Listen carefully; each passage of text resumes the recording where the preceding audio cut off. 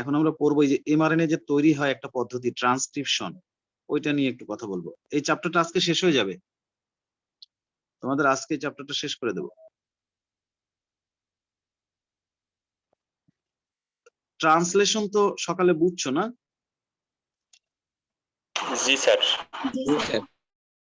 ওইটা আমি নোট যেটা দিচ্ছি দেখো, ওইটা সোজা ভাষায় লেখা আছে। তারপর যদি ওটাও তোমার কাছে খুব একটা সোজা মনে না হয়, তুমি একটা গল্প তো ওটা তুমি চাইলে নিজের মতো করে লিখে নিতে পারো। আমি একটা নোট দিছি, দেখছো? জি স্যার। ওইটা দেখো, যদি মনোপুত হয় তো ভালো, আর একান্ত মনোপুত না হলে গল্পটা তুমি নিজেও লিখে নিতে পারো। এখন আমরা আরেকটা গল্প পড়বো।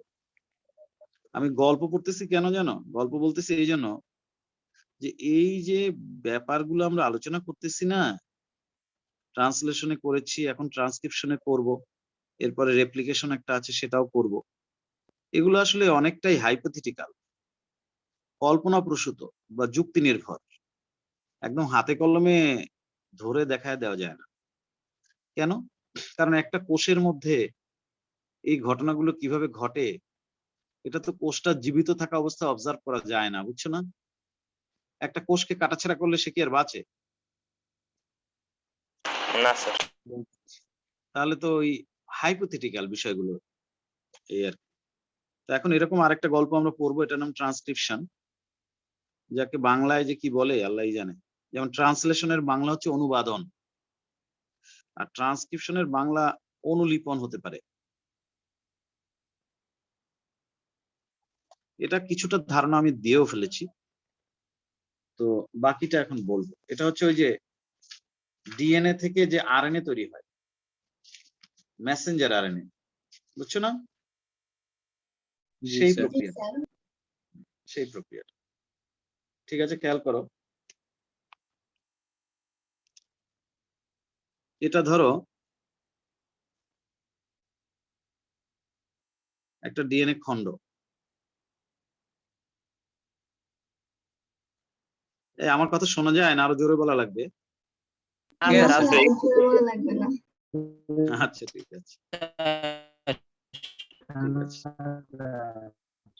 ঠিক আছে। এখন এই ডিএনএ খন্ডটা এখানে আছে।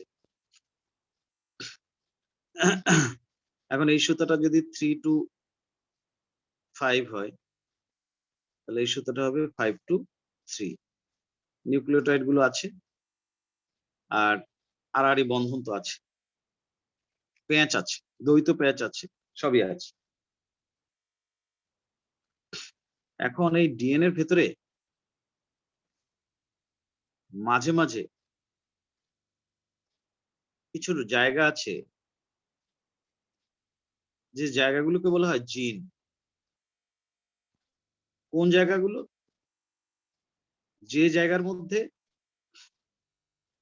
প্রোটিন তৈরি করার জন্য, ওই যে একটু আগে দেখলাম না, প্রোটিন তৈরি হয় মেসেঞ্জার আরএনএ তৈরির পরে, সেটা যখন রাইবোজোমের মধ্যে ঢোকে, রাইবোজোম যে সেই মেসেঞ্জার আরএনএ এর কোডন গুলো পড়ে, তারপরে অ্যামাইনো অ্যাসিড গুলোকে ভেতরে নিয়ে এসে জোড়া লাগায় প্রোটিন তৈরি করে।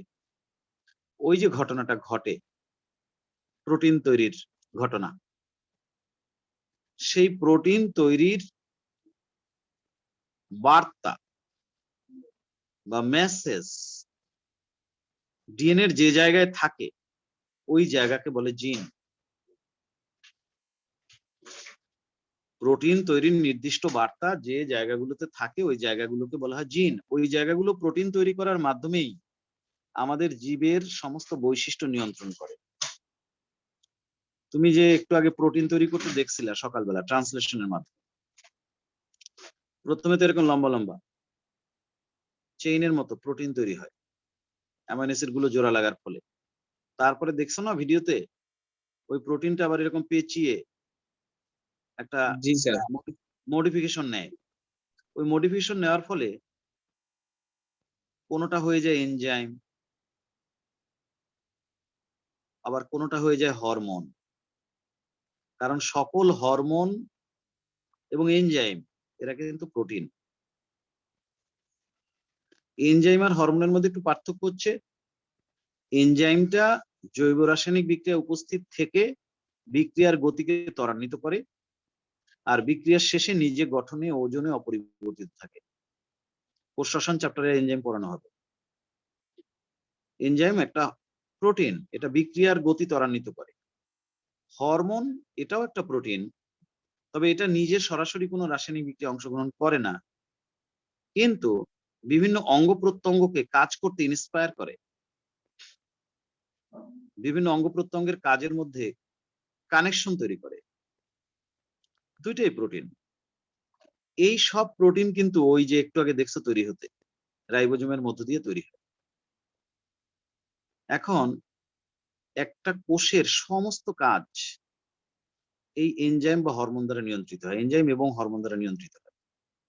তাহলে কোষের যা কাজ তাই তোমার অঙ্গের কাজ, অঙ্গের যা কাজ তাই তোমারই কাজ। তার মানে তোমার সমস্ত কাজ এনজাইম বা হরমোন দ্বারা নিয়ন্ত্রিত হয়। তোমার সমস্ত বৈশিষ্ট্য এনজাইম বা হরমোন দ্বারা নিয়ন্ত্রিত হয়। এনজাইম বা হরমোন আসলো কোত্থেকে? মেসেঞ্জার আরএনএর ভিতরে যেরকম মেসেজ ছিল সেই অনুযায়ী অ্যামাইনো অ্যাসিড জোড়া লেগে ওই এনজাইম বা হরমোন তৈরি হবে। তোমার মেসেঞ্জার আরএনএর মেসেজ তোমার মতো, তাই তোমার এনজাইম যেরকম তোমার হরমোন যেরকম আমারটা সেরকম নয়। এই জন্য তোমার কোষের কাজ, তোমার অঙ্গ প্রত্যঙ্গের কাজ আমার অঙ্গ প্রত্যঙ্গের কাজ একরকম নয়। এমনকি তোমার মস্তিষ্ক প্রসূত চিন্তা ভাবনা সমস্ত কিছু আলাদা, তোমার আলাদা আমার আলাদা। কারণ কি? তোমার ডিএনএ যেরকম তোমার মেসেঞ্জার আরএনএ সেরকম।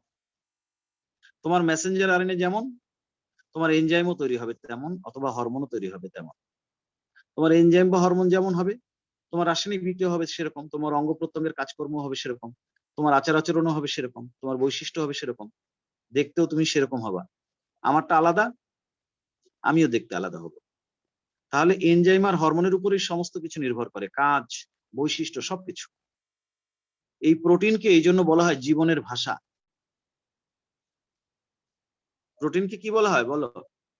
জীবনের ভাষা। জীবনের ভাষা। কারণ প্রোটিন তোমার সমস্ত জৈবনিক কার্যক্রম নিয়ন্ত্রণ করে। তো এখন আমরা আলোচনা করতে যাচ্ছি, আমরা তো এরকমটাই জানি যে আমাদের সমস্ত বৈশিষ্ট্য নিয়ন্ত্রণ করে জিন। তাহলে সেই জিন কিভাবে নিয়ন্ত্রণ করে?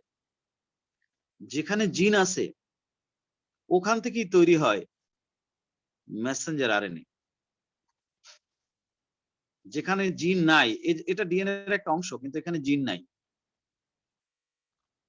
ডিএনএ এর যে জায়গায় জিন আছে ওখান থেকেই তৈরি হয় মেসেঞ্জার আরএনএ। এই মেসেঞ্জার আরএনএ দিয়েই তৈরি হয় প্রোটিন। আবার সেই অনুযায়ী হয় তোমার দেহের সমস্ত বৈশিষ্ট্য এবং কাজ। যেখানে জিন আছে জিন দিয়ে তৈরি হয় Messenger RNA, Messenger RNA translate করে তৈরি হয় প্রোটিন, প্রোটিন দিয়েই নিয়ন্ত্রিত হয় সমস্ত কাজ এবং বৈশিষ্ট্য। তাহলে এখন আমরা আলোচনা করতে যাচ্ছি জিন থেকে কিভাবে মেসেঞ্জার আরএনএ তৈরি হয় সেটা। মনে করো এটা একটা জিন, অথবা মনে করো এখানে আরেকটা জিন। একটা কোষের ক্রোমোজোমের ভেতরে যে ডিএনএ থাকে তার মধ্যে হাজার হাজার জিন থাকে, হাজার হাজার জিন। এক একটা জিনের এক এক রকমের কাজ, সব কাজ তো তুমি আমি জানি না। এই যে ধরো তোমার জীবনের যাত্রা শুরু হলো একটা কোষ থেকে। এখন তো রোজা, কথা বেশি বলতে ইচ্ছা করে না, তা নাহলে কত কথা বলা যায়। প্রথম একটা শুক্রাণু আর ডিম্বাণু মিলিত হয়ে তোমার জীবনের প্রথম কোষ তৈরি হলো। সেই কোষের নাম কি?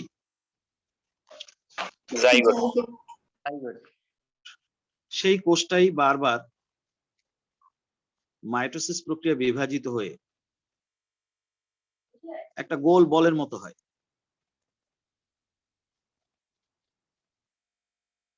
সেটাকে বলে মরুলা।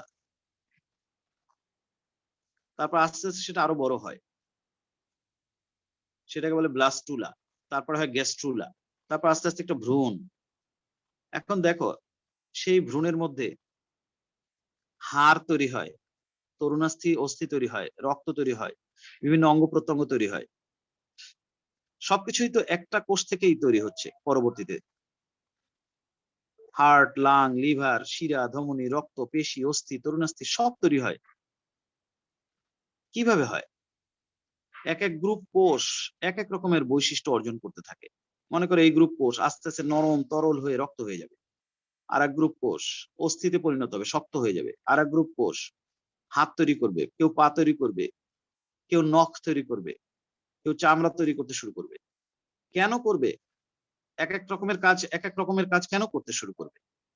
কারণ ওই কোষগুলো যে তৈরি হলো, এই কোষটা থেকে এই কোষগুলো তৈরি হচ্ছে। এক একটা কোষের মধ্যে যে ক্রোমোজোম আছে, সেই ক্রোমোজোমের মধ্যে ডিএনএ যে আছে, সেই ডিএনএ এর মধ্যে মহান আল্লাহ তাআলা এমন প্রোগ্রাম সেট করে দিয়েছেন, ওই কোষগুলো ওই কাজটাই করবে, অন্য কাজ করবে না। স্পেসিফাই করা আছে যে হে এই কোষ, এই কোষগুলো তোমরা লিভার তৈরি করে দিবা। তোমাদের আমি সেই নির্দেশ দিয়ে দিয়েছি। কেউ ফুসফুস তৈরি করে দেয়। তার ক্রোমোজোমের ডিএনএ এর ভেতরে মহান আল্লাহ তাআলা সেই প্রোগ্রাম সফটওয়্যার লোড করে দিয়েছে। ওই সফটওয়্যারের বাইরে কেউ যেতে পারবে না। কেউ না। মহাবিশ্ব ব্রহ্মান্ডের কোনো কিছু তার সফটওয়্যারের বাইরে না। তিনি তো তৈরি করছেন, তৈরি করে সফটওয়্যারের মধ্যে ফেলায় দিছে। এখন তুমি তো দেখো ওরে আল্লাহ নাচে গায়, এই করে সেই করে। সফটওয়্যারের কত কিছু দেখে তুমি আশ্চর্য, কিন্তু সফটওয়্যার কিন্তু তৈরি করা আছে, ওর বাইরে যাবে না কেউ। এখন দেখো এই যে জিন, তার ভেতরে কোনো একটা জায়গায় ডিএনএ এর ভেতরেই এমন একটা বিন্যাস থাকে যে জায়গাটাকে বলা হয় প্রোমোটার। কি বলে? প্রমোটার। প্রোমোটার। ডিএনএ এর ভেতরে এই প্রোমোটার নামক একটা জায়গা থাকে। এবং একটা এনজাইম আছে, নাম হচ্ছে আরএনএ পলিমারেজ।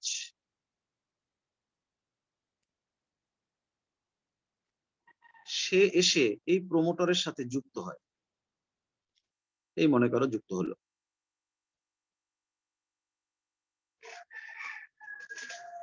এইটা হচ্ছে প্রোমোটর আর এটা হচ্ছে এনজাইম। এনজাইমের নাম কি? RNA polymerase. RNA polymerase. এই এনজাইমটাকে আল্লাহ তাআলা এমন ক্ষমতা দিয়ে দিয়েছে, ও তৈরি হওয়ার পরে সামনের দিকে আগাবে।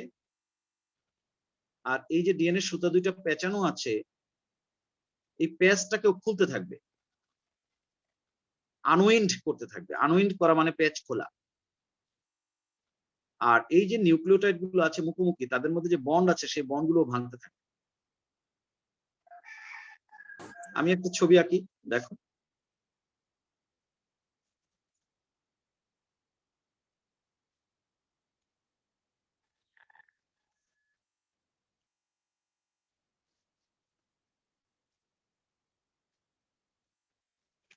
এই হচ্ছে ডিএনএ সুতা দুইটা। একটা সুতা 3 to 5, আর একটা সুতা 5 to 3। এবং প্রোমোটর এসে এখানে যুক্ত হয়েছিল। সরি, এটা হচ্ছে প্রোমোটর, এটা ডিএনএ এর মধ্যে ছিল। এবং এই প্রোমোটরের সাথে এসে এই এনজাইমটা যুক্ত হয়েছে। এটা হচ্ছে এনজাইম। এটা কোষের মধ্যে ছিল আগে থেকেই। এই এনজাইমের নাম আরএনএ পলিমারেজ। আল্লাহ রাব্বুল আলামিন এই এনজাইমটার ভিতরে এমন নির্দেশনা দিয়ে দিয়েছেন, এই এনজাইমটা আস্তে আস্তে সামনের দিকে আগাবে এবং ও এই যে সুতাটা আছে 3 to 5 তার উপর দিয়ে আগাবে। এখান থেকে হাঁটতে হাঁটতে হাঁটতে হাঁটতে হাঁটতে হাঁটতে হাঁটতে এদিকে আসতে থাকবে। ও যতটুকু জায়গা জুড়ে হাঁটবে, আগাবে, এই 3 to 5 সুতার উপর দিয়ে হাঁটবে, ততই ও এই ডিএনএ সুতা দুইটাকে উল্টা দিকে ঘুরায় প্যাচ খুলে দিতে থাকবে। আর এদের মধ্যে যে হাইড্রোজেন বন্ড আছে সেই বন্ড ভেঙে দিতে থাকবে। এখানে যদি অ্যাডেনিন থাকে তাহলে এখানে থাইমিন ছিল, এই দুটার মধ্যে বন্ড ছিল, সে বন্ডও ভেঙে দিয়েছে। অথবা এখানে থাইমিন ছিল, তাহলে এখানে অ্যাডেনিন ছিল, তাদের মধ্যে বন্ড ছিল, ভেঙে দিয়েছে। গুয়ানিন ছিল, তাহলে সাইটোসিন ছিল, সাইটোসিন ছিল তো গুয়ানিন ছিল। এদের মধ্যকার বন্ড ও ভেঙে দিতে থাকে আর আগাতে থাকে, এবং আরেকটা কাজ করতে থাকে কি, এই ডিএনএ এর চারপাশেই উপাদান আছে। কি কি উপাদান আছে? উপাদান আছে, এই উপাদানটা আছে,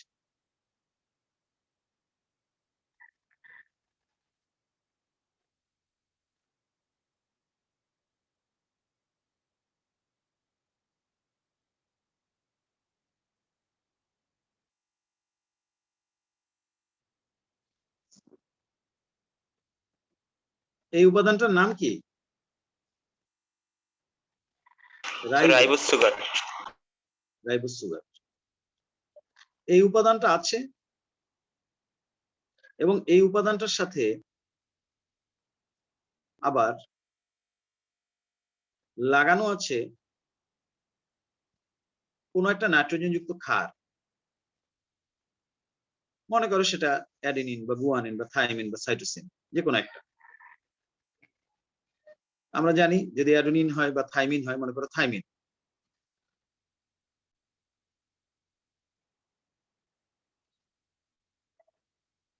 থাইমিন যদি হয়,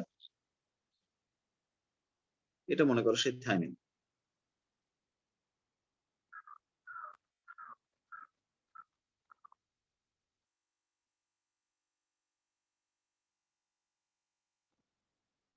এই থাইমিনটা কি করবে, এই শর্করার 1 নম্বর কার্বনের সাথে এখান থেকে পানি অপসারণের মাধ্যমে এখানে একটা বন্ড করবে। আর কি করবে, এমন একটা ফসফরিক অ্যাসিড আসবে এখানে,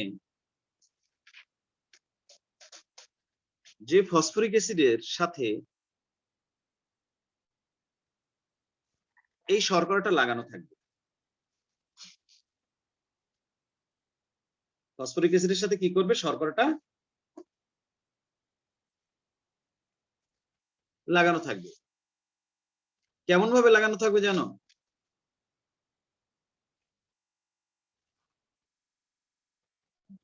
কথা কি শোনা যায় না যায় না?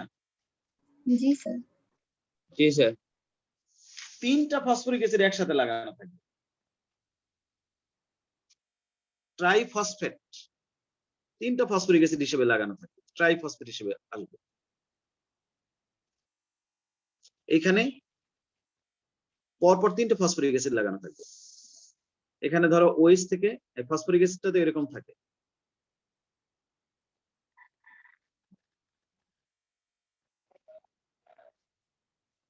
এটার নাম ফসফরিক অ্যাসিড। এই ওএইচ আর এইচ যদি চলে যায়, তাহলে একটা হাত খালি হয়ে যায়, এভাবে একটা ফসফরিক অ্যাসিড ধরবে। আবার এখানে আরেকটা ধরতে পারবে, এই ওএইচ আর এই ওএইচ এর মধ্যে একটা পানি চলে গেলে একটা অক্সিজেন থাকবে, এখানে একটা বন্ধ। এভাবে পরপর 3টা ফসফরিক অ্যাসিড ধরবে, এটাকে বলে triphosphate.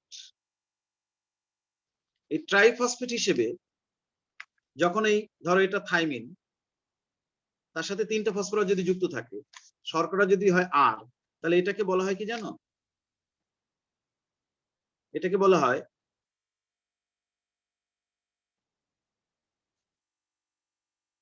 Ribonucleotide thymine triphosphate, TTP বলে, টিটিপি। টিটিপি মানে থাইমিন ট্রাইফসফেট। যদি এখানে থাইমিন না এসে সাইটোসিন আসতো, সাইটোসিন ট্রাইফসফেট। যদি সাইটোসিন না এসে অ্যাডেনিন আসতো, অ্যাডেনিন ট্রাইফসফেট। যদি গুয়ানিন আসতো, গুয়ানিন ট্রাইফসফেট। মানে শর্করাটার সাথে নাইট্রোজেন যুক্ত ক্ষার যেটাই থাকবে, কিন্তু ফসফরিক অ্যাসিড লাগানো থাকবে 3টা। এই অবস্থায় সে আসবে। এই জিনিসটা এসে এই জিনিসটাকে এনে আর কি, এই জিনিসটা কোষের মধ্যে তৈরি অবস্থায় থাকবে, এই জিনিসটাকে এনে এইখানে দাঁড় করিয়ে দেবে। কোনটাকে? অ্যাডেনিন যদি থাকে তাহলে তার বিপরীতে থাইমিনকে এনে দাঁড় করিয়ে দিবে এমন থাইমিন যার ভিতরে 3টা ফসফরাস আছে, ট্রাইফসফেট। এখানে যদি থাইমিন থাকে তাহলে তার বিপরীতে অ্যাডেনিনকে এনে দাঁড় করিয়ে দিবে। কোন অ্যাডেনিন? যার ভিতরে 3টা ফসফরাস আছে। এখন কি হবে দেখো, খেয়াল করো। আমরা তো জানি, খেয়াল করো, যখন নিউক্লিওটাইড গুলো একটার সাথে আরেকটা জোড়া লাগে, এই মনে করো হচ্ছে অ্যাডেনিন, তো ফসফরিক অ্যাসিডটা আমরা জানি এখানে থাকে অথবা এখানে থাকে। এখন এখানে যদি নাও থাকে, এখানে থাকতে হবে। যদি উপরে আমি শেষ করে দিই, এখানে থাকবে না। তারপর আমরা জানি এই ফসফরিক অ্যাসিডটাকে শেয়ার করে আরেকটা নিউক্লিওটাইড আবার এভাবে যুক্ত হবে। কিন্তু এই যে অ্যাডেনিনটা আসছিল, সে তো একটা ফসফরিক অ্যাসিড নিয়ে আসে নাই, 3টা ফসফরিক অ্যাসিড নিয়ে আসছে, ট্রাইফসফেট হিসেবে আসছে। আবার এখানে যে গুয়ানিনটা আসছে, সেও এরকম ভাবে আসছে যে তার মধ্যে 3টা ফসফরাস আসছে, গুয়ানিন ট্রাইফসফেট আসছে। কিন্তু পাশাপাশি এসে যখন এখানে অ্যাডেনিন আসছে, তার মধ্যে 3টা ফসফরাস, থাইমিন আসছে, তার মধ্যে 3টা ফসফরাস। এই এনজাইমটা কি করে, যখন এনে এখানে দাঁড় করায় দেয় ট্রাইফসফেট হিসেবে, তারপরে ওই ফসফরাস গুলোর বন্ড ও আবার ভেঙে দেয়। এই বন্ডগুলো ভেঙে দেয়। বন্ডগুলো ভেঙে কি করে, একটা ফসফরাস ও নিজের কাছে রেখে দেয়। যদি 5 নম্বর কার্বনে রাখা লাগে, তাহলে 5 নম্বর কার্বনের সাথে রেখে দেয়। আর যদি 5 নম্বর কার্বনের সাথে রাখা না লাগে, 3 নম্বর কার্বনের সাথে রাখা লাগে, তাহলে 3 নম্বর কার্বনের সাথে একটা ফসফরাসকে রেখে দেয়। কিন্তু রেখে দেবে কিভাবে? রেখে দিতে হলে তো আর মুখ দিয়ে বললে হবে না যে আমি একটা ফসফরাস রেখে দিলাম। একটা বন্ডের মাধ্যমে এখানে ফসফরাসটাকে ধরে রাখতে হবে। এই বন্ডটা তৈরি করতে গেলে আবার এনার্জি লাগবে। সেই এনার্জিও পায় কোথায়? একটা ফসফরাস রেখে বাকি যে 2টা ফসফরাসকেও ভাঙে, ওই বন্ড ভাঙার সময় এনার্জি প্রডিউস হয়, তখন একটা এনার্জি তৈরি হয়। অর্থাৎ একটা ট্রাইফসফেট যখন ভেঙে যায়, তখন কি হয়, ধরো টিটিপি, এটা ভাঙলে তৈরি হয় টিএমপি প্লাস পিপি। পিপি মানে পাইরোফসফেট। 2টা ফসফরাস ভেঙে আলাদা হয়ে যায়, একটা ফসফরাস থেকে যায়, তখন তাকে বলে মনোফসফেট।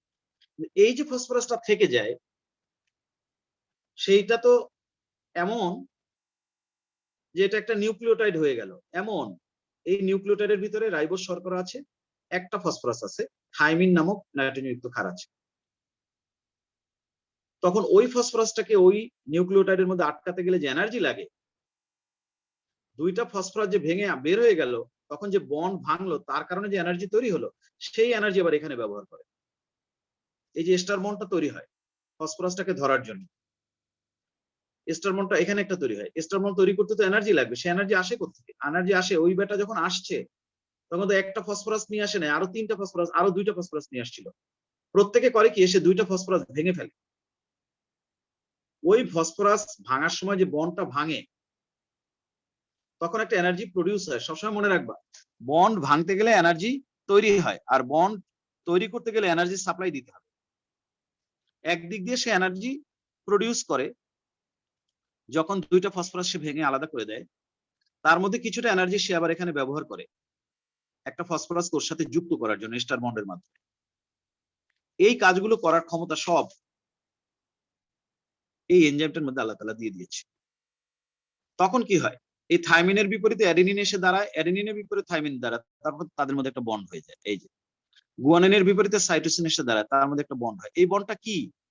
এই বন্ডটা তো আমরা এরকম খালি লিখতেছি, এখানে ফসফরিক অ্যাসিড মাঝখানে আছে, তাই না? আমরা যখন শর্করাটাকে এরকম লিখি, ধরো এই একটা সুতা, এখানে গুয়ানিন আছে, সাইটোসিন আছে, ইউরাসিল আছে, অ্যাডেনিন আছে। এটা তো এইভাবে বলে দিলাম সহজে, যেটা এখানে আমি বলে দিচ্ছি। এই যে সাইটোসিন, অ্যাডেনিন, থাইমিন, গুয়ানিন এভাবে আসতেছে, আর একটা নতুন সুতা তৈরি হচ্ছে। সুতা তৈরি হচ্ছে, এদের মধ্যে আবার হাইড্রোজেন বন্ড হবে না। কেন হবে না? কারণ এটা তো ডিঅক্সিরাইবোজ শর্করা, আর এটা হচ্ছে রাইবোজ শর্করা। সুতরাং এই বন্ডটা এরকম সেপারেট থাকে। কিন্তু এই যে নিউক্লিওটাইড গুলো আসলো, তাদের মধ্যে তো একটা বন্ডিং লাগবে, তা নাহলে তো এটা পলিনিউক্লিওটাইড সুতা হবে না। তাহলে এই পলিনিউক্লিওটাইড সুতা তৈরি করতে গেলে এখানে যে ফসফরাসটাকে মাঝখানে রেখে রেখে একটা এরকম তৈরি হবে, এই যে এরকম, সেটা কিন্তু আমরা এইভাবে লিখতে পারি। এটা গুয়ানিন, এই ফসফরিক অ্যাসিড, এই এই ফসফরিক অ্যাসিড, এই হচ্ছে সাইটোসিন। এই জিনিসটা তো এরকম হয়, আমরা লেখার সময় সহজ করে ভেবে লিখি, কিন্তু বাস্তবে তো এরকম। এই যে ফসফরাসটাকে সে ধরলো এস্টার বন্ডের মাধ্যমে, আবার এই ফসফরাস এইটাকে ধরে এস্টার বন্ডের, এই এস্টার বন্ড গুলো তৈরি করতে যে এনার্জি লাগে, ওরা যখন আসছিল তখন দুইটা আরো যে ফসফরাস নিয়ে আসছিল, সেই ফসফরাস ভাঙার কারণে যে এনার্জি প্রডিউস হয়েছিল সেটা ব্যবহার করে এই এস্টার বন্ড গুলো তৈরি হয়। এইভাবে এই আরএনএ পলিমারেজ এনজাইমটা এমন পাওয়ারফুল এনজাইম,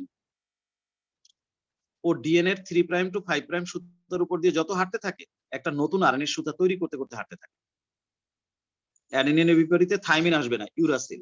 থাইমিনের বিপরীতে অ্যাডেনিন, গুয়ানিনের বিপরীতে সাইটোসিন, সাইটোসিনের বিপরীতে গুয়ানিন, অথবা গুয়ানিনের বিপরীতে সাইটোসিন, অথবা অ্যাডেনিনের বিপরীতে ইউরাসিল। এইভাবে একটা নতুন আরএনএ সুতা তৈরি করতে করতে ও আসতে থাকে, সামনের দিকে হাঁটতে। এবং এই সুতাটা আরএনএ, এগুলো সব নিউক্লিওটাইড। এই নিউক্লিওটাইড গুলো এনে ও দাঁড় করায় দেয়, তারপর তাদের মধ্যে আবার এস্টার বন্ডের মাধ্যমে তাদের একটার সাথে আরেকটা যুক্ত করে দেয়। এইভাবে একটা নতুন আরএনএ সুতা তৈরি করার ক্ষমতা এই আরএনএ পলিমারেজ এনজাইমের আছে। সবশেষে আমরা সংক্ষিপ্তভাবে বলতে পারি এরকম যে এই হচ্ছে আমার ডিএনএ সুতাটা, এই সুতাটা 3 to 5, এই সুতাটা 5 to 3। এদের মধ্যে নিউক্লিওটাইড গুলো এরকম ছিল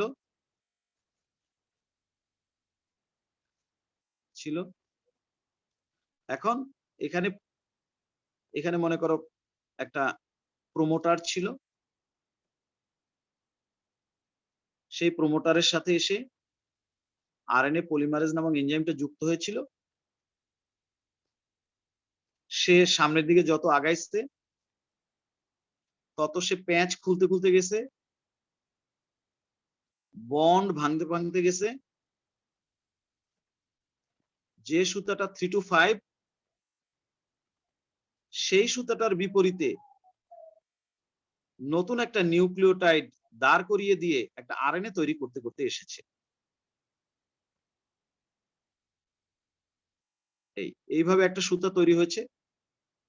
কিন্তু যে সুতাটা তৈরি হয়েছে সেই সুতাটার ভিতরে শর্করাটা ছিল রাইবোজ, অ্যাডেনিনের বিপরীতে থাইমিন না এসে এসেছিল ইউরাসিল। তাই যে সুতাটা তৈরি হয়েছিল সেটা ছিল আরএনএ, এটা কিন্তু ডিএনএ।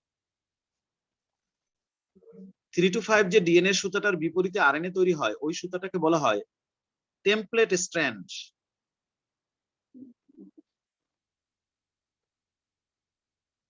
টেমপ্লেট শব্দের অর্থ হচ্ছে ছাঁচ। ছাঁচে ফেলে যেমন পিঠা তৈরি করা হয়, ঠিক এই যে সুতাটা তৈরি হয়েছে এটা তো এই ডিএনএ সুতাটার অনুযায়ী হয়েছে। এখানে যেরকম অ্যাডেনিন ছিল তাই এখানে ইউরাসিল, অন্য কিছু আসতে পারে নাই। গুয়ানিন থাকলে সাইটোসিন, সাইটোসিন থাকলে গুয়ানিন, গুয়ানিন থাকলে সাইটোসিন। মনে রাখতে হবে এই সাইটোসিন আসার পরে এই যে গুয়ানিনের সাথে এখানে সে কানেকশন করেছে, এখানে ফসফরিক অ্যাসিড মাঝখানে আছে, তারপরে কানেকশন হয়েছে। এই কানেকশনটা তৈরি করতে যে এনার্জি লাগছে, এস্টার বন্ড তৈরি করতে যে এনার্জি লাগছে, সেই এনার্জিটা কোথা থেকে এসেছে সেটা আমি বলেছি। এই সাইটোসিনটা আসার সময় আরো 2টা ফসফরাস নিয়ে আসছিল, মোট 3টা ফসফরাস নিয়ে আসছিল। একটা ফসফরাস এখানে সে রেখে দিয়েছে এটাকে ধরার জন্য, বাকি 2টা ফসফরাস সে ভেঙে ফেলেছে।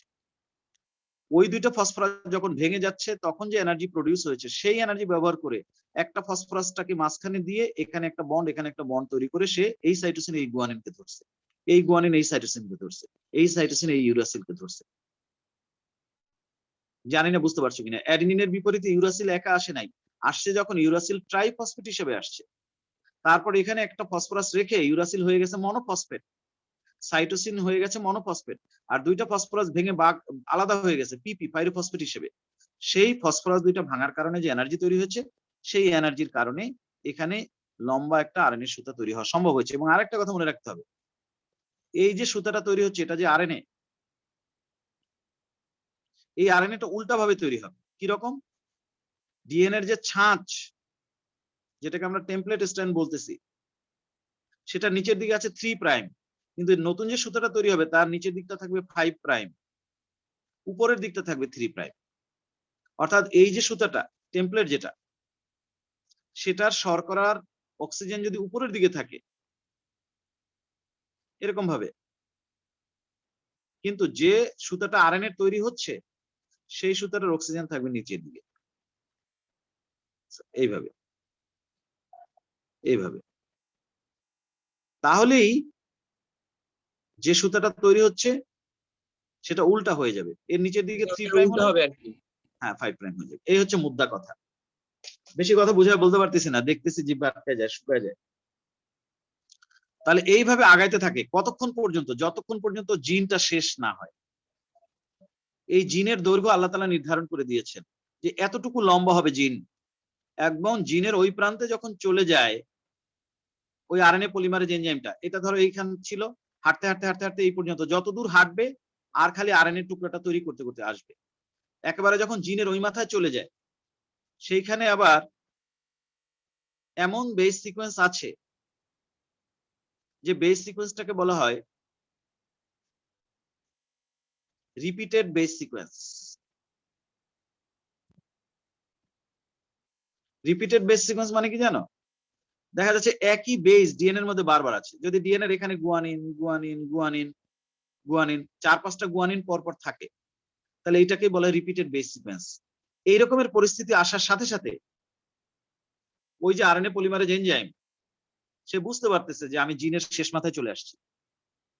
তখন সে কি করে? এই ডিএনএটাকে ছেড়ে দেয়। ডিএনএটাকে ছেড়ে দিলে আরএনএ পলিমারেজ এনজাইমটা এখান থেকে বের হয়ে চলে যায়। আর ওই যে আরএনএটা তৈরি হয়েছিল সেই আরএনএটা আস্তে করে এরকম বের হয়ে আসতে থাকে ওই জিনের ভিতর দিয়ে। এবং যখন আরএনএটা বের হয়, দেখো আরএনএটা নিচের দিকটা 5 প্রাইম না, এই 5 প্রাইম দিকটা আগে বের হয়, এই জন্য এটাকে বলা হয় হেড। আর উপরের দিকটাকে বলা হয় 3 প্রাইম, ওটা কিন্তু আস্তে আস্তে পরে বের হয়। এবং আরএনএ পলিমারেজ এনজাইম যখন বের হয়ে চলে যায়, যাওয়ার সময় যে আরএনএটা সে তৈরি করছিল সেটাকে যেমন বের করে নিয়ে যায়, আর যে ডিএনএটার প্যাচ খুলে দিয়েছিল সেটাকে আবার প্যাচ দিয়ে চলে যায়। ডিএনএটাকে আবার যাওয়ার সময় প্যাচ দিয়ে চলে যায়।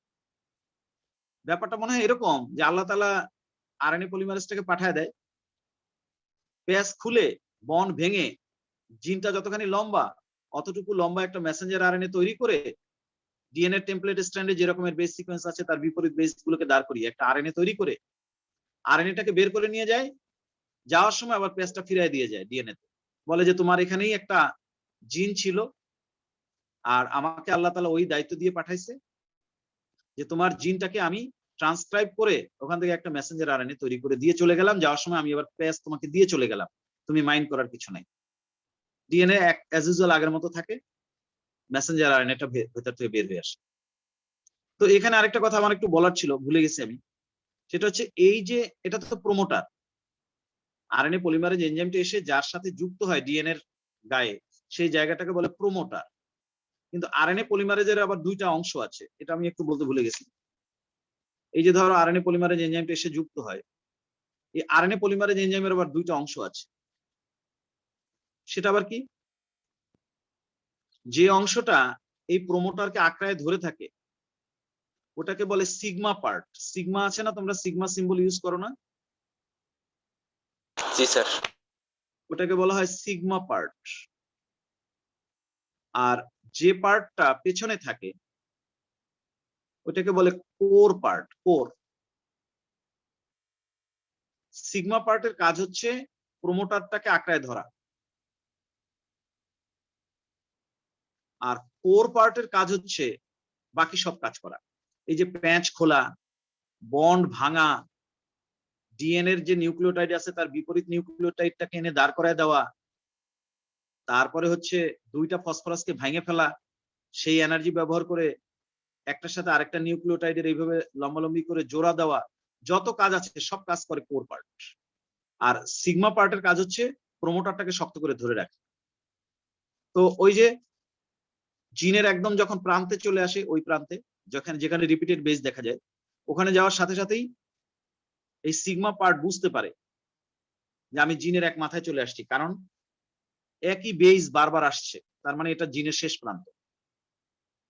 তখনই এই সিগমা পার্ট প্রমোটারটাকে ছেড়ে দিতে বাধ্য হয় এবং আরএনএ পলিমারেজ এনজাইমটা খুলে আলাদা হয়ে যায়। আর যাওয়ার সময় আরএনএ পলিমারেজ এনজাইম যাওয়ার সময় যে আরএনএটা তৈরি করছিল সেটাকে সে ভেতর থেকে বের করে দিয়ে যায়। এবং 5 প্রাইম প্রান্তটা আগে বের হয়, 3 প্রাইম প্রান্তটা আছে। এখন শোনো, এই যে আরএনএটা বের হলো, এই মনে করো আরএনএটা বের হয়েছে, এই দিকটা মনে করো 3 প্রাইম 5 প্রাইম। তৈরি হওয়ার পরে এটা হয়েছে কোথায় বসে? নিউক্লিয়াসের মধ্যে বসে। এটা ধরো কোষের নিউক্লিয়াস, এটা ধরো ক্রোমোজোম, এটা ধরো ডিএনএ। এই ডিএনএ এর মধ্যে বসে তো এই আরএনএটা তৈরি হয়েছে, এমআরএনএ, মেসেঞ্জার আরএনএ, তাই না? এখন আমি কিন্তু বলছি, আরে হ্যাঁ স্বপন ভাই, আমি একটা ক্লাসে আছি, এরপরে ফোন দেবো আপনাকে, ক্লাস শেষ করে ফোন দেবো। এখন শোনো, এটা নিউক্লিয়াসের ভেতরে বসে কিন্তু এই মেসেঞ্জার আরএনএটা তৈরি হয়েছে, কিন্তু এই মেসেঞ্জার আরএনএটা তো আর এখানে থাকবে না। ওই জিনের যে বার্তাও নিয়ে আসছে, ওই বার্তাটা তো নিউক্লিয়াসের বাইরে পাঠাইতে হবে। সেইখানে রাইবোজোমের মাধ্যমে প্রোটিন তৈরি করলে না সেটা কার্যকর হবে, তা নাহলে তো আর এই বার্তার কোনো মানে হয় না। তার মানে মেসেঞ্জার আরএনএটাকে এই ছিদ্রগুলো দিয়ে বের হতে হবে, নিউক্লিয়াসের গায়ে যে ছিদ্র আছে। তো এইখান থেকে দেখো, এইসব জায়গায় তো খালি না, এইসব জায়গায় তো নিউক্লিওপ্লাজম আছে। এই নিউক্লিওপ্লাজমের সাগর পার হয়ে তাকে বাইরে বের হয়ে আসতে হবে। তারপরে কোষে নিউক্লিয়াসের বাইরে যে সাইটোপ্লাজম আছে সেটা মহাসাগর, তার জন্য সেই মহাসাগর পাড়ি দিয়ে তারপর সে রাইবোজোমের কাছে আসবে। রাইবোজোমকে বলবে যে আমার বার্তাটা একটু পড়ে দেখো, এবং সেই অনুযায়ী তুমি প্রোটিন তৈরি করে কাজগুলো করো। এখন এই মেসেঞ্জার আরএনএ তৈরির পরে দেখা যায় এই 5 প্রাইম প্রান্তে অতিরিক্ত একটা গুয়ানিন এসে লাগে, যেটাকে বলা হয় গুয়ানিন ক্যাপ। এটা কাল সকালেও বলছি। আর 3 প্রাইম প্রান্ত যেটা লেস, সেখানে অতিরিক্ত কতগুলো অ্যাডিনিন এসে লাগে। এই লাগানোর কাজটা করে কে? আরেকটা এনজাইম আছে, একটা না অনেকগুলো এনজাইম একসাথে আছে, তাদেরকে বলা হয় স্প্লাইসিওজোম। স্প্লাইসিওজোম, ওরা এই কাজটা করে। স্প্লাইসিওজোম কিন্তু আসলে একটা এনজাইম না, অনেকগুলো এনজাইমের সমষ্টি। স্প্লাইসিং শব্দের অর্থ হচ্ছে চূড়ান্ত, চূড়ান্ত করা, চূড়ান্ত করণ। এই চূড়ান্ত করার কাজটা এমআরএনএ তৈরির পরে তার একটা হেড লাগাবে গুয়ানিন ক্যাপ, আর লেস তৈরি করবে অনেকগুলো অ্যাডিনিন দিয়ে। এগুলোকে এনে এনে এখানে লাগায় দেয় যে সমস্ত এনজাইম, তাদেরকে একসাথে বলে স্প্লাইসিওজোম। স্প্লাইসিওজোম আরো একটা কাজ করে, এই পুরো মেসেঞ্জার আরএনএটাকে পড়ে দেখে। এর পড়ে দেখলে কোথাও কোথাও যদি দেখে যে মিনিংলেস কিছু কোডন আছে, এগুলো তো কোডন এর ভিতরে থাকে, মেসেঞ্জার আরএনএর ভিতরে কোডন আছে। কোডন মনে করো U C G, G C U, A U G, এগুলো সব কোডন। 3টা করে নাইট্রোজেনযুক্ত ক্ষারকে বলা হয় একটা কোডন। কিন্তু যে মেসেঞ্জার আরএনএটা তৈরি হয় প্রথমে সেটা অনেক লম্বা থাকে, কিন্তু এর মধ্যে কিছু অতিরিক্ত কোডন থাকে, যে অতিরিক্ত কোডন গুলো না থাকলেও চলে। যেমন আমি তোমাকে যদি একটা সেন্টেন্স বলি যে আমি ভাত খাবো, খাবো, এখানে 2টা খাবো থাকার দরকার আছে? না স্যার। তাহলে একটা খাবো কেটে বাদ দিয়ে দিব, তাহলে তো বাক্যটা সুন্দর হয়ে যায়, অর্থবোধক হয়। স্প্লাইসিওজোম এনজাইম গুলো সেই কাজও করে। এই মেসেঞ্জার আরএনএর ভিতরে কোথাও কোথাও অপ্রয়োজনীয় অংশ থাকে, সেটাকে ও কেটে বাদ দেয়। ধরো এখানে এইটুকু জায়গা অপ্রয়োজনীয়, ও এখান থেকে একটা প্যাঁচ দিয়ে দেয়, এরকম একটা প্যাঁচ দেয়। প্যাঁচ দিলে একেবারে এইটুকু পুরো কাইটা আলাদা হয়ে যায়, তখন এমআরএনএটা ছোট্ট হয়ে যায়। যে ছোট্ট এমআরএনএটা তৈরি হয় তার মধ্যে একদম কার্যকরী কোডন গুলো থাকে, গুয়ানিন ক্যাপ থাকে, পলিঅ্যাডিনিন টেইল থাকে। আর যে কোডন গুলো থাকে সব হচ্ছে মিনিংফুল কোডন, কোনো মিনিংলেস কোডন থাকে না। এটাও একটা চূড়ান্তকরণের অংশ। তাহলে চূড়ান্তকরণ বললে তোমার 3টা ঘটনা মনে রাখতে হবে। চূড়ান্তকরণ মানে 1 নম্বরে হচ্ছে 5 প্রাইম প্রান্তে একটা গুয়ানিন ক্যাপ লাগবে, 3 প্রাইম প্রান্তে অনেকগুলো অ্যাডিনিন দিয়ে একটা টেইল তৈরি হবে। আর এই যে মেসেঞ্জার আরএনএটা তৈরি হলো তার ভিতরে কোথাও অপ্রয়োজনীয় কোডন থাকলে সেটা কেটে বাদ দেওয়া হবে। এর ফলে একটা যে ছোট কার্যকর প্রিসাইজ একটা এমআরএনএ তৈরি হয়। এই শেষের যে প্রক্রিয়াটা আমি বললাম এটাকে বলা হয় চূড়ান্তকরণ, এবং এই চূড়ান্তকরণ করতে অনেকগুলো এনজাইম লাগে, সবগুলো এনজাইমকে একসাথে বলা হয় স্প্লাইসিওজোম। আর এই চূড়ান্তকরণটাকে ইংরেজিতে বলে স্প্লাইসিং। বুঝছো না বোঝো নাই? বুঝছি স্যার। এই আসলে ঘটনাটা সোজা। এইটাকেই তোমার নোটে বা বইতে দেখবা রং চং লাগায়া অনেক বড় সড়ো করছে। কিভাবে রং লাগাইছে পুরো ঘটনাটাকে তো একটা বর্ণনা দিতে হবে। এটার মনে হয় নোটটা আমি দেই নাই, এটা নোটটা পাইলাম না, এটা নোটও তো ছিল করা, দেখি খুঁজে বের করতে হবে। রং লাগাইছে কি, কয়েকটা ঘটনা, এই ঘটনাটা ধাপে ধাপে ভাগ করছে। কয়েকটা ধাপে ভাগ করছে। যেমন প্রথমে এই যে এসে আরএনএ পলিমারেজ এনজাইমটা লাগলো এই ডিএনএ এর সাথে, এইটাকে একটা ঘটনা বলছে এটার নাম হচ্ছে অ্যাটাচমেন্ট। আচ্ছা, অ্যাটাচমেন্ট, যুক্ত হওয়া। সেখানে তুমি প্রোমোটারের সাথে যে এসে যুক্ত হয় সিগমা ফ্যাক্টরের মাধ্যমে, এই কথাটা বলে দিলাম। তারপরে এই যে সামনের দিকে হাঁটে, প্যাচ খুলে বন্ড ভাঙে আর নতুন আরএনএ তৈরি করতে করতে হাঁটে, ওইটাও আবার একটা বর্ণনা দিচ্ছে, ওটাকে বলে ইলংগেশন, স্ট্র্যান্ড ইলংগেশন। ইলংগেশন মানে সুতা বর্ধিতকরণ, নতুন যে আরএনএ সুতা তৈরি করতে করতে যাচ্ছে, সেটা একটা ঘটনা। আর সবশেষে এই যে জিনের একদম প্রান্তে চলে যাওয়ার পর যখন দেখে একই বেইজ আছে, তখন সে খুলে আলাদা হয়ে যায় আর এমআরএনএটাকেও বের করে ফেলে, যাওয়ার সময় পেজ ফিরিয়ে দিয়ে যায়। এই কথা কয়টা বর্ণনা করছে আরেকটা ধাপ, এটার নাম হচ্ছে টার্মিনেশন। প্রথম একটাকে বলছে ইনিশিয়েশন বা অ্যাটাচমেন্ট, তারপরে ইলংগেশন, তারপর টার্মিনেশন, তিনটা ধাপ। আরেকটা ধাপ হচ্ছে চূড়ান্তকরণ বা স্প্লাইসিং। এরকম তিনটা বা চারটা ধাপে পুরো ঘটনাটা বর্ণনা করছে। কিন্তু ঘটনাটা একটা গল্পের মতো, সেই গল্পটা বুঝছো সবাই? জি স্যার। নোটটা আমি দিয়ে দেবো না, দেখি নোটটা আছে কোথাও না কোথাও। নোটটা পাইলে দেখবা আর সমস্যা নাই কিছু। ওই কথা কয়টা মনে রাখবা, সিগমা পার্ট, কোর পার্ট, এনজাইমের নাম আরএনএ পলিমারেজ, অ্যাডেনিনের বিপরীতে ইউরাসিল আসবে, কিন্তু তিনটা ফসফরাস নিয়ে ট্রাইফসফেট হিসেবে আসবে। স্যার আসার পরে হ্যাঁ, এগুলো সব নোটে দেওয়া আছে না? আছে আছে। আসার সময় তিনটা ফসফরাস নিয়ে আসবে, গুয়ানিনের বিপরীতে সাইটোসিন আসবে, সাইটোসিন ট্রাইফসফেট হিসেবে। দুইটা ফসফরাস চলে যাবে, একটা ফসফরাস থাকবে মনোফসফেট। তখন দুইটা ফসফরাস চলে গেলে যে শক্তি উৎপন্ন হয় বন্ড ভাঙার সময়, সেই শক্তি ব্যবহার করে এই নিউক্লিওটাইড গুলো একটার সাথে আরেকটা এরকম স্টার বন্ডের মাধ্যমে ফসফরিক অ্যাসিডের শেয়ারের মাধ্যমে জোড়া লাগবে, তখনই একটা আরএনএ তৈরি হবে। এবং এই আরএনএটা তৈরি হবে ডিএনএ এর যে ছাঁচ বা টেমপ্লেট তার বিপরীত ভাবে। আর এই যে সুতাটা, যে সুতাটা আরএনএ তৈরিতে ব্যবহৃত হলো না, 5 to 3 যে সুতাটা, 3 to 5 সুতাটা তুমি ব্যবহার করে আরএনএ তৈরি করলে, আরেকটা সুতা আছে না 5 to 3, এই সুতাটাকে বলা হয় কমপ্লিমেন্টারি স্ট্র্যান্ড। কমপ্লিমেন্টারি স্ট্র্যান্ড, যে সুতাটা ডিএনএ তৈরিতে ব্যবহৃত হয় তাকে বলে টেমপ্লেট স্ট্র্যান্ড,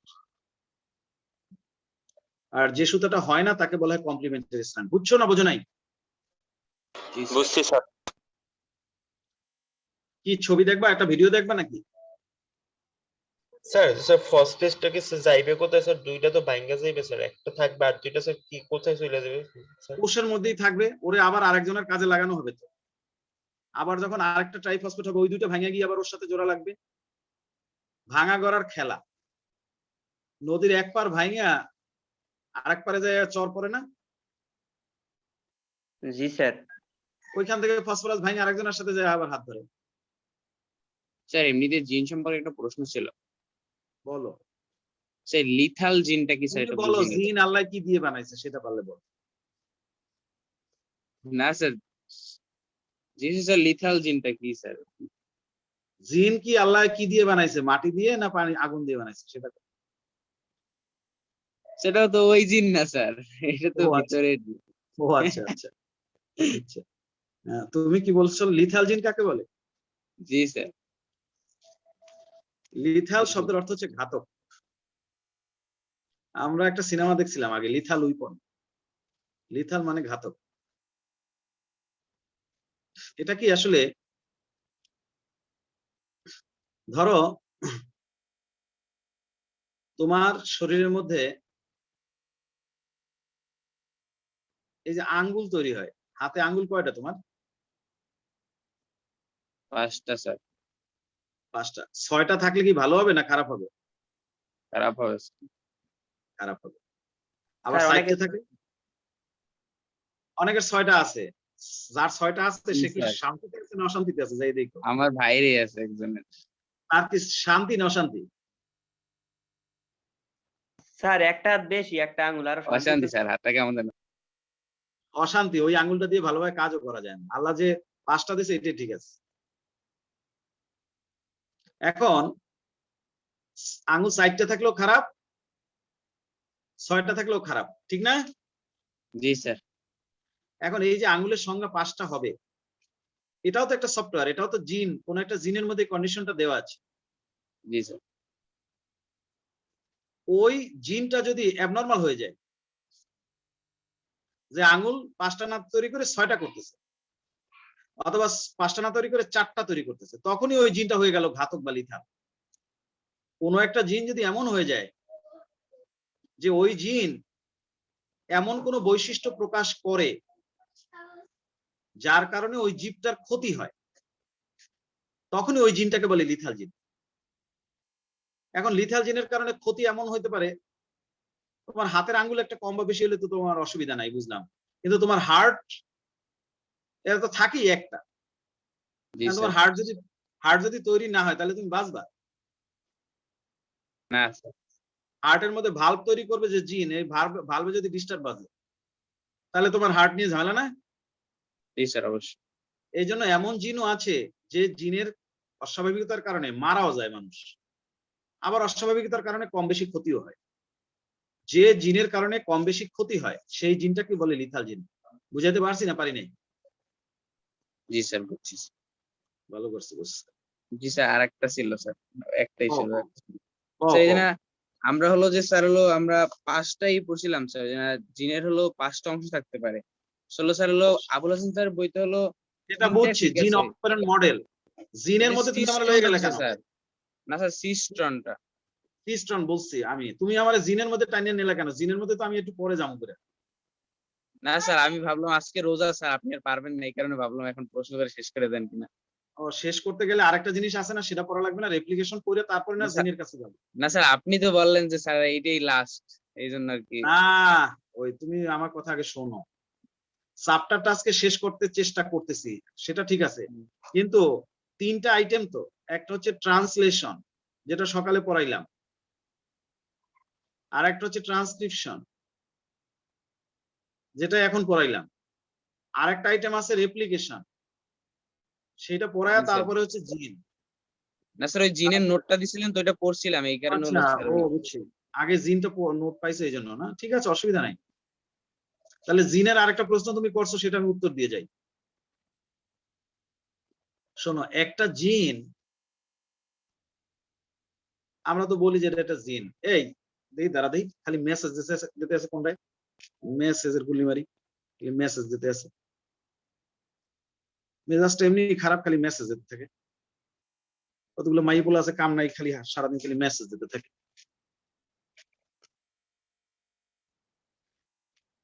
শোনো, একটা জিন, এই ধরো ডিএনএর এই জায়গাটা জুড়ে হচ্ছে একটা জিন।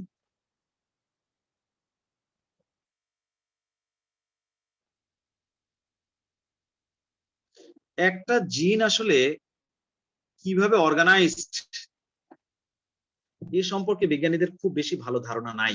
বিশেষ করে প্রকৃত কোষী ডিএনএর ভেতরে যে জিন থাকে, তার কার্যক্রম, কার্যকর পদ্ধতি, কাজের পদ্ধতি বা তার স্ট্রাকচার সম্পর্কে খুব বেশি ধারণা বিজ্ঞানীদের এখনো নাই। কিন্তু ব্যাকটেরিয়া বা এরকমের আদিকোষী যে সমস্ত জীব আছে, তাদের জিনের স্ট্রাকচারটা বিজ্ঞানীরা আবিষ্কার করতে পেরেছেন। সেখানে তারা দেখছেন একটা জিনের মধ্যে কয়েকটা পার্ট থাকে। ধরো এটা একটা জিন, আসো তোমরা আসো। জি স্যার। জি স্যার। তোমরা তো দুর্ভাগা, আমি তো প্রতি বছর ইফতার পার্টি দেই ছাত্রদের নিয়ে, ছাত্রছাত্রীদের নিয়ে, এবার তো আর তা পারলাম না। জি স্যার, ঢাকাও স্যাররা শুধু খালি স্যার এরকম করে ইকলা দেয় স্যার, লোভ দেখায় স্যার, ঢাকার স্যাররা যারা আছে। হ্যাঁ, আমি দেই তো ইফতার পার্টি, কিন্তু কেমনে এবার তো জি আর। স্যার, মোটামুটি অনেকেই দেয়, স্কুলে থাকা অবস্থায় পাইছিলাম অনেক জায়গায়। ইফতার পার্টি দেয়, ইফতার পার্টি ভালোই লাগে, সবাই আসে। স্যার 300, মসজিদে তো খাইতে দেয় না স্যার, মসজিদে যাইতে পারি না। আমি তো 300 জনেরও ইফতার করাইছি, গত বছরের আগের বছর 300 জনেরও ইফতার করাইছি, 300 স্টুডেন্টের ইফতার করাইছি। আল্লাহ সবাইকে মাফ করুক।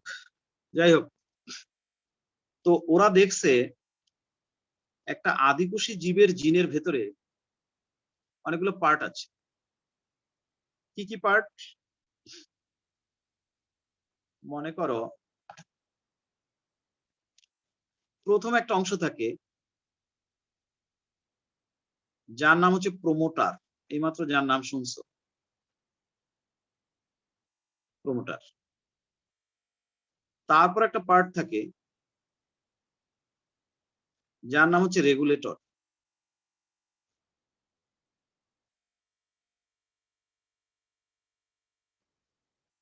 তারপর আবার একটা পার্ট থাকে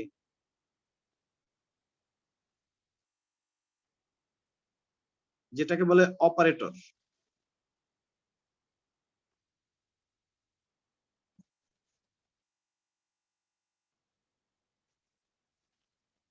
তারপরে বাকি যে পার্টটা থাকে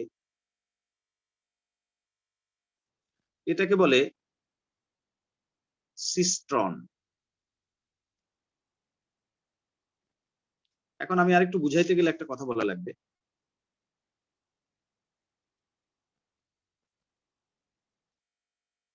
এটা মনে করো একটা চাকু। এটা কি একটা চাকু? চাকুটার এটা হচ্ছে হাতল, আর এটা হচ্ছে চাকুর ফলা, যেটা দিয়ে আমরা কাটি। এখন এই হাতলটা কিন্তু কাটার কাজে অংশগ্রহণ করে না প্রত্যক্ষভাবে, কিন্তু পরোক্ষভাবে করে কি করে না? তুমি হাত দিয়ে যদি চাকুটা স্যার।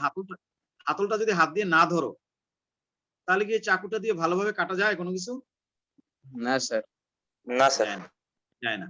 ঠিক তেমনি এই যে প্রোমোটার, এই যে রেগুলেটর, এই যে অপারেটর, এটা হচ্ছে জিনের হাতলের মতো। এই অংশটা সরাসরি মেসেঞ্জার আরএনএ তৈরিতে অংশগ্রহণ করে না। সরাসরি মেসেঞ্জার আরএনএ তৈরিতে অংশগ্রহণ করে এই অংশটা, যার নাম সিস্ট্রন। কিন্তু এই অংশটা ওই হাতলের মতো কাজ করে জিনের। এটার সাথে আইসা লাগবে আরএনএ পলিমারেজ এনজাইম। এই রেগুলেটরটা বলে দিবে যে তুমি এখন আস্তে আস্তে যাও নাকি জোরে জোরে যাও। অপারেটর হচ্ছে ড্রাইভারের মতো। কথা বুঝছো? ধরো একটা গাড়ি, তার অনেকগুলো অংশ থাকে না? জি একটা স্যার। থাকে ধর স্টিয়ারিং থাকে, এক্সিলারেটর থাকে, ব্রেক থাকে, এরকম থাকে না? জি তিনটার সমন্বয়ে এই গাড়িটা চালাইতে হয়। ঠিক এরকম একটা জিনের মধ্যে এরকমের এই প্রোমোটর, অপারেটর, রেগুলেটর আর সিস্ট্রন যে অংশটা, এই সিস্ট্রন অংশটাই হচ্ছে ট্রান্সক্রাইব করে আরএনএ তৈরিতে অংশগ্রহণ করবে সরাসরি। কিন্তু এই অংশগুলো দূরে বসে এইখানে ঠিকমতো আরএনএ তৈরি হচ্ছে কিনা সেটা নিয়ন্ত্রণ করবে। ও প্রথম বলবে আসো আমার কাছে এসে তুমি যুক্ত হও আরএনএ পলিমারেজ। রেগুলেটর ওর স্পিডটা কন্ট্রোল করবে, অপারেটর ওর ডিরেকশনটাকে ডিরেক্ট করে দিবে যে তুমি এদিকে এইভাবে যাও। ও তো 3 প্রাইম টু 5 প্রাইম সুতার মধ্যে যাবে। কেন যাবে? অপারেটর বলে দেবে তুই বেটা এই লাইনের মধ্যে ঢোক, ওই লাইনের মধ্যে যাবি না। লাইন তো দুইটা, ও এই লাইনে যাবে নাহলে এই লাইনে যাবে। এই লাইনে তো যাইতে পারবে না, যাবে তো এই লাইনে। এখন এই ওরে লাইন ঠিক করে দেবে কেটা? এই যে অপারেটর, যে তুই বেটা এদিকে যা। এতগুলো কাজ যে করবে আরএনএ পলিমারেজ, এই জিনের মধ্যে অনেকগুলো জায়গা আছে যারা এই কাজগুলো করতে, ওই যে বললাম না হাইপোথেটিক্যাল। এই প্রোমোটর, অপারেটর আর রেগুলেটর এই অংশটাকে বলা হয় ইন্ট্রন। কি বলে? ইন্ট্রন। ইন্ট্রন। ও আমি দেখি ভুল বলছি, সিস্ট্রন না, এই অংশটুকুকে বলে এক্সন। এক্সন। জিনের যে অংশটা ট্রান্সক্রাইব হয় তাকে বলে এক্সন। যে অংশটা ট্রান্সক্রাইব হয় না, যেখানে প্রোমোটর, অপারেটর, রেগুলেটর থাকে, সেই অংশটাকে বলা হয় ইন্ট্রন। ইন্ট্রন আর এক্সন এই দুইটাকে একসাথে বলে সিস্ট্রন। সিস্ট্রন মানেই হচ্ছে জিন। Cistron equal to intron plus exon. Sir তাহলে স্যার প্রথমে বললেই তো স্যার সিস্টেম এই দুইটা সমান স্যার, এই দুইটা পড়ছিলাম বাট সিস্টেমটা কি এটা বুঝিনি। হ্যাঁ, এখন বুঝছো? জি স্যার বুঝছি। Thank you sir. এটা হচ্ছে চাকুর হাতল আর এটা হচ্ছে চাকুর ফলা, দুইটা মিলে একসাথে চাকু, দুইটা মিলে একসাথে জিন। আর এই যে একটা আদিকোষী জীবের জিনের এই যে স্ট্রাকচারটা বিজ্ঞানীরা আবিষ্কার করছে এবং কে কিভাবে কাজ করে সেটুকু তারা বুঝতে পারছে, এটাকে ওরা নাম দিছে জিন অপারেটিং সিস্টেম বা জিন অপেরন মডেল। আদিকোষী জীবের জিন এর বিভিন্ন অংশ কিভাবে কাজ করে এটাকে একসাথে বলা হয় জিন অপেরন মডেল বা জিন অপারেটিং সিস্টেম। বুঝছো না বোঝো নাই?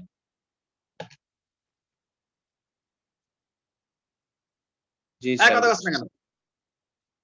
বুঝছো? আল্লাহ, ওরা কোনো কথা জি বলে না স্যার। কেন? স্যার ওই নেট চলে গেছিল। আর একটা শব্দ পাবা নোটের মধ্যে, মিউটন। আর একটা শব্দ পাবা, রেপ্লিকন। এগুলো জিনের একটা অংশ। জি স্যার, এগুলো দিয়েছেন স্যার নোটে। এগুলো বুঝছো না? জি স্যার। তাহলে আর এগুলো নিয়ে কথা বলবো না। যেখানে মিউটেশন হতে পারে, মিউটেশন কাকে বলে সেটা জানো? মিউটেশন কাকে বলে? যেখানে জিনের মধ্যে যেখানে মিউটেশন হবে ওই জায়গাটাকে বলে মিউটন। এখন মিউটেশন কাকে বলে? স্যার নিউক্লিয়েটেড যুগলগুলো যে না, মিউটেশনের বাংলা হচ্ছে পরিবৃত্তি। সেগুলো যে যুগলগুলো যে একসাথে পরিবর্তিত বই আর কি একসাথে যে অনেক বড় হয় এগুলো না? না না, মিউটেশন মানে হচ্ছে জিনের ল্যাঙ্গুয়েজ চেঞ্জ হয়ে যাওয়া। এই ধরো তুমি বললা আমি তোমাকে ভালোবাসি, দীর্ঘিকার না রস্বীকার জানি না, যাই হোক। এখন এই রসিকের। বাক্য রস্বীকার, আচ্ছা দিলাম, অভ্যাস নাই তো লেখার তাই জন্য ভুল হয়ে গেছে। স্যার এখন আমরা মনে করো এই বাক্যটার অর্থ আর যদি শেষে একটা না লাগায় দেই, অর্থ কি এক? না স্যার, ভিন্ন। সম্পূর্ণ অর্থ চেঞ্জ হয়ে গেল না? জি স্যার। হ্যাঁ। এখন মনে করো একটা জিনের মধ্যে সিকোয়েন্স আছে এরকম, জায়গাই তো নাই, কোন জায়গায় লিখি? এই যে এখানে লিখি, মনে করো এরকম সিকোয়েন্স আছে, adenine, guanine, cytosine, cytosine, guanine, adenine. এইখানে যদি হঠাৎ করে মাঝখানে একটা বা শেষে একটা আমি অতিরিক্ত অ্যাডিনিন লাগাই দিই, তাহলে দেখবো এই পুরো জিনের ল্যাঙ্গুয়েজ চেঞ্জ হয়ে যাবে। অথবা এখানে একটা সাইটোসিন কাইটে ভেঙে ফেললাম, নাই, নষ্ট হয়ে গেল, তাহলে পুরো বাক্যের অর্থ উল্টাপাল্টা হয়ে যাবে। এই নিউক্লিওটাইড যদি যুক্ত হয় অথবা ভেঙে যায় তাহলে ওইটাকে বলা হয় মিউটেশন। বুঝতে পারছো? যাতে করে পরিবর্তন হয়ে যাবে আর কি, ওইটাই মিউটেশন। হ্যাঁ, জিনের ভাষা চেঞ্জ হয়ে যাবে। তখন জিনের ভাষা চেঞ্জ হয়ে গেলে সমস্ত আচার আচরণও চেঞ্জ হয়ে যাবে, প্রোটিনও উল্টাপাল্টা তৈরি হবে। স্যার তখন হাইব্রিডেশন আর মিউটেশনের মধ্যে পার্থক্য কি স্যার? এই দিছে একটা বামার দিয়ে, কোথায় হাইব্রিডাইজেশন আর কোথায় মিউটেশন? স্যার মানে ওই যে সংকরণ স্যার, মানে ওই স্যার ওই যে হাইব্রিড উদ্ভিদ গুলো স্যার, সেটা কি স্যার মিউটেশনের মাধ্যমে করা হয় না স্যার, জিন পরিবর্তন করে স্যার? এটা তো অন্য জিনিস। কয়ের সাথে ক্ষয়ের আমি মিলন ঘটাইলাম, কয়ের কাছ থেকে শুক্রাণু যাবে, ক্ষয়ের কাছ থেকে ডিম্বাণু যাবে, দুইটার মিলনের ফলে একটা নতুন জাতের জীব হবে, সেটা হবে হাইব্রিডাইজেশন। আর এটা তো হচ্ছে কয়ের মধ্যেই আমার জিন আছে, জিনের মধ্যে যদি কয়ের জিনটার মধ্যেই কোনো কারণে অ্যাডিশন বা ডিলিশন হয়, নিউক্লিওটাইডের অ্যাডিশন বা ডিলিশন হয়, তাহলে যদি ক্যারেক্টারে চেঞ্জ হয় তাহলে সেটা হচ্ছে মিউটেশন। হাইব্রিডাইজেশন তো আলাদা জিনিস, দুইটা ভিন্ন জাতের মধ্যে ক্রস করলে একটা নতুন জাত পাইলে সেটা হাইব্রিডাইজেশন। আর এটা তো তা না, এটা হচ্ছে কোনো একটা জীবের মধ্যে যদি তার জেনেটিক্যাল মেসেজ চেঞ্জ হয়ে যায়। হাল্ক দেখছো না, হাল্ক সিনেমা? জি স্যার। কেন হয়? ওই ব্যাটারে নেসে এক্সরে করতে, ধরো তোমার এক্সরে করতে নিলাম, এক্সরে তো একটা রেঞ্জ আছে, বিম বলে, এক্সরে এককটাকে বলে বিম। এই বিম সেট করতে গেছে, 50 বিম দেবে, ভুলে সাপ আরেকটা দিয়ে দিছে। সেট করছে কত বিম সেট করছে? দেওয়ার কথা ছিল 50, দিছে 500। দেশে তো 50 দেওয়ার কথা, ভুলে কত করছে? 500। তোমার অবস্থা কি হবে? তোমার এত হাই পাওয়ারের এক্সরে দিয়ে দিছে, তোমার ভিতরে যেসব জায়গা দিয়ে গেছে ওই রে জিনের মধ্যে একেবারে ভাঙতে গেছে, তুমি তো আর টের পাবা না। পরের দিন ঘুম থেকে উঠে দেখবা যে তোমার কাম 12টা বাজছে, তোমার কোষ বিভাজন ইচ্ছা মতো হইয়া তুমি হইছো একটা হাল। বিশাল বড়। এইটাকে বলে মিউটেশন। মিউটেশন জিনের যে জায়গায় হবে ওই জায়গাটার নাম হচ্ছে মিউটন। বুঝছো? জি স্যার। তোরা শেষ করতে দিবি না, আমার মাথাটা দেশে শেষ করবো। রেপ্লিকেশনটা শেষ না করলে তো শেষ হবে না।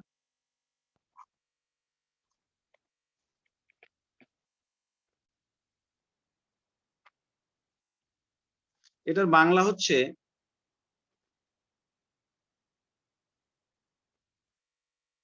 কি? প্রতিলিপন। অনুলিপন প্রতিলিপন। প্রতিলিপন। এটা একটা ডিএনএ।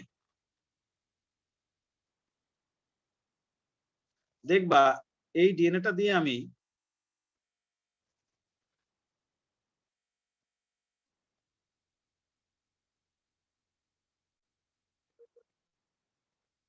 কয়টা ডিএনএ তৈরি করলাম? দুইটা। একটা থেকে দুই। দুইটা। এটার নামই রেপ্লিকেশন। এটা কেন করা লাগবে? এটা তো করা লাগবে একটা কোষ থেকে যদি আরেকটা কোষ তৈরি হয়, তাহলে জি স্যার, নতুন তখন কোষ তো লাগবে। ডিএনএ দেওয়া লাগবে না? জি স্যার। ডিএনএ কি আকাশ দিয়ে আসবে, না আগের কোষের ডিএনএ থেকে নতুন না, ডিএনএ তৈরি হবে? আগের কোষ থেকে আসে। সেই সময় এই রেপ্লিকেশনটা ঘটে।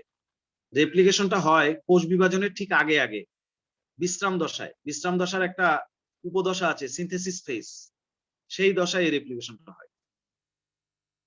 কোষ বিভাজন দশায় হয় না, কোষ বিভাজনের ঠিক আগে আগে হয়, সিনথেসিস ফেজে হয়। এইটাই এখন আলোচনা করবো।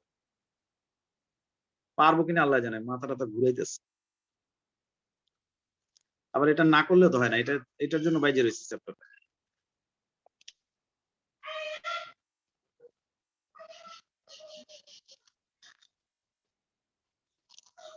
এই 5 মিনিট ব্রেক। হ্যাঁ স্যার আমার জি লিভ স্যার, নিতে হয় হবে স্যার, স্যার। আমার প্রাইভেট আছে স্যার। তাইলে এবার আজকে দেখে থাক নিন। এটা। তাইলে এটা আজকে থাক, এটা একটু সময় লাগবে। জি স্যার, আজকে থাক। জি স্যার, এটা অনেক কঠিন স্যার, দেখছিলাম। হ্যাঁ এটা একটু কঠিন লাগলো স্যার, দেখছিলাম একবার। এটা এটা একটু কঠিন আছে, এখন সংক্ষেপে আমি পড়াই দিতে পারবো, তাতে ভালো বুঝবা না। জি স্যার, জি স্যার, ঠিক আছে। জি স্যার। এই কি কি কে জানো কি বলবা? আমি বলতে চাইছিলাম স্যার, তাহলে পরের দিন ওই আগের হ্যাঁ, দুইটা একটু হালকা বুঝিয়ে দিয়ে, যদি সময় কম লাগে তাহলে এইটা আবার আচ্ছা সম্পূর্ণ ভালো মতো বুঝিয়ে দিন। ঠিক আছে ঠিক আছে। স্যার আসসালাম